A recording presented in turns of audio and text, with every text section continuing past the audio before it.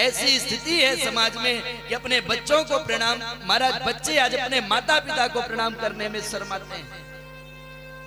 एक समय था कि साष्टांग प्रणाम किया करते थे माता पिता और गुरुजनों को, 8 अंग स्पर्श होते थे, लेकिन धीरे धीरे धीरे करके महाराज सर रख के प्रणाम करने की परंपरा आई।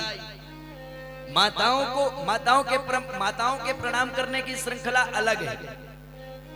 माताओं को कभी भी साष्टांग प्रणाम नहीं करना चाहिए। माताएं जो हैं, माताओं को कभी लेट करके प्रणाम नहीं करना चाहिए।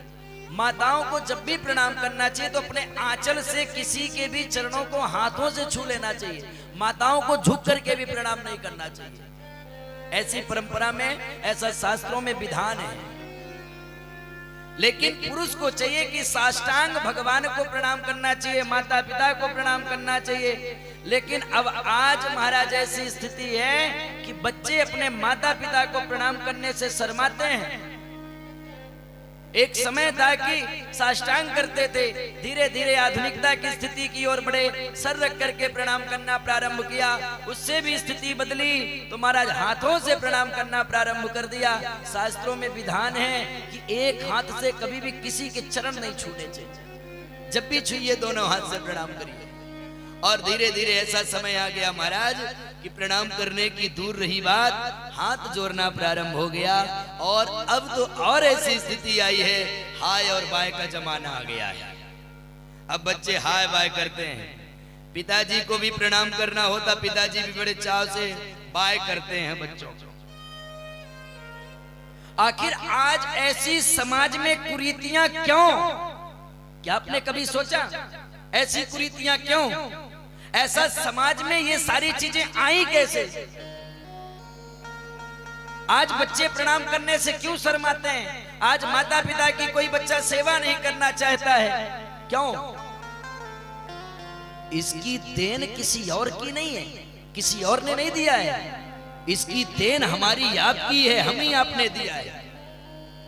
आज हम आप अपने माता पिता को प्रणाम नहीं करते हैं तो हमारा बच्चा कैसे हमें प्रणाम कर सकता है? जब हम आप अपने माता पिता की कदर नहीं करते हैं तो कैसे अपेक्षा रखते हैं बच्चों से कि बच्चे हमें हमारा सम्मान करेंगे, हमारी कदर करेंगे, हमें प्रणाम करेंगे? सबसे पहली चीज कि ऐसी स्थिति को बनाना और ऐसी कुरीतियों को समाज में लाने में महती भूमिका हमारी आपकी, ना कि किसी और की नहीं। आज हर घर की स्थिति यही है।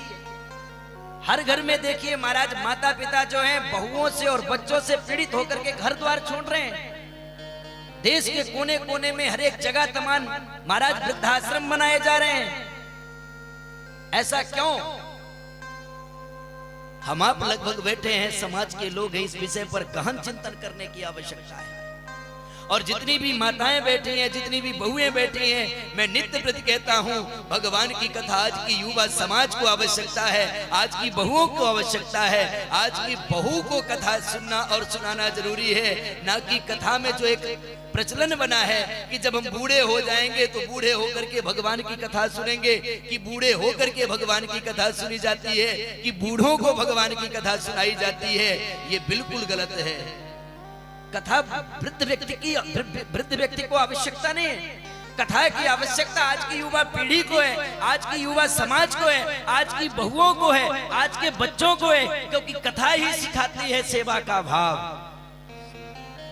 एक बात याद रखना माताओं, आज अगर आपने अपने सास ससुर को प्रताड़ित किया है, परेशान किया है, तो याद रखना आपने कम किया है। आपकी आने वाली बहू जो होगी आपको घर में नहीं रहने देगी, जीने नहीं देगी। इसलिए आज संकल्प लें कथा से कि कुछ भी है, कैसा भी है, सास ससुर जो है हमारे लिए देवता हैं, हमारे माता पिता हैं। अगर ऐसा भाव हमारे जीवन में होगा तो समाज की एक सुंदर व्यवस्था होगी और हम आप सब समाज की सुंदर सामाजिक कार्यों को और सामाजिक बंधनों को लेकर के आगे बढ़ेंगे।